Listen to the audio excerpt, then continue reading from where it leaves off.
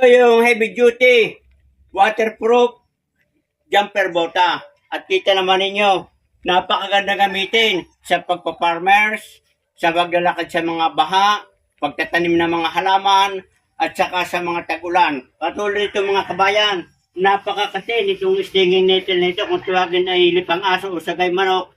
Para tayo hindi makatihan, kita nyo, kahit kistis mo diyan, hindi tatalag ng ubod ng kating yan. Saka pag tayo magagamas niyan, kita nyo, hindi kayo safe. Yan.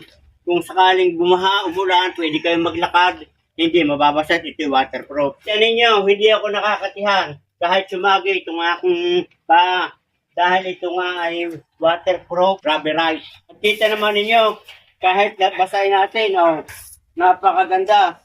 Kaya pwede panglakad sa mga baha sa tag-ulan. Gusto nyo ito, subukan nyo. Hindi kayo magsisisi. Napakaganda, safe na safe kayo. Kaya sa bukid, sa pangangahoy, sa mga gubat.